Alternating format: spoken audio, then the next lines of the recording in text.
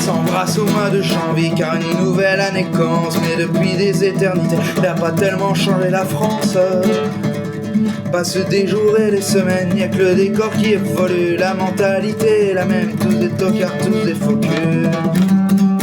Ils sont pas lourds en février à se souvenir de Charonne, les matraqueurs à fermenter qui fignolèrent leur besogne. La France est un pays de flics à tous les coins de rue, il y en a 100 pour faire régner l'art de public qu'ils assassinent impunément. Lorsqu'on exécute au mois de mars de l'autre côté des Pyrénées un anarchiste du Pays Basque, pour lui apprendre à se révolter. Il crie, il pleure et s'indigne de cette immonde mise à mort, mais ils oublient que la guillotine chez nous aussi fonctionne encore. On leur a dit au mois d'avril à la télé, dans les journaux, de ne pas se découvrir d'un fil, que le printemps c'était pour bientôt. Les vieux principes du XVIe siècle et les vieilles traditions débiles, ils les appliquent tous à la lettre, ils font pitié ces imbéciles. Ils se souviennent au mois de mai d'un sang qui coule à rouge et noir, d'une révolution manquée qui faillit renverser l'histoire. Je me souviens surtout de ces moutons effrayés par la liberté, s'en allant voter par millions au nom de la sécurité. Ils commémorent au mois de juin un débarquement de Normandie qui pense au rap soldat américain qui est venu se faire tuer loin de chez lui.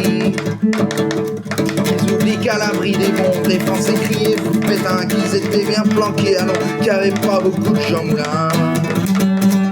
Ils font de la fête au mois de juillet en souvenir d'une révolution qui n'a jamais éliminé la misère et l'exploitation. Œuvre de bal populaire, feux d'artifice et de fronton, ils pensent oublier dans la bière qu'ils ont gouverné comme des pions. Au mois d'août c'est la liberté, après une longue année d'usine, ils crient vive les congés payés, ils oublient un peu la machine. En Espagne, en Grèce ou en France, ils vont polluer toutes les plages et par leur unique présence abîmer tous les paysages. Lorsqu'en septembre on assassine un peuple et une liberté au cœur de l'Amérique latine, ils sont pas nombreux à gueuler.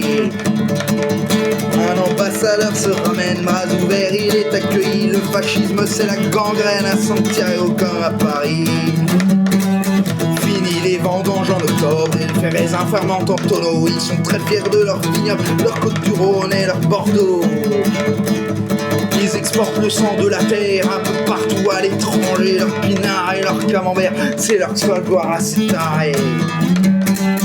En novembre au salon Clodo, ils vont admirer par milliers le dernier Pellet de chez Peugeot qui pourront jamais se payer.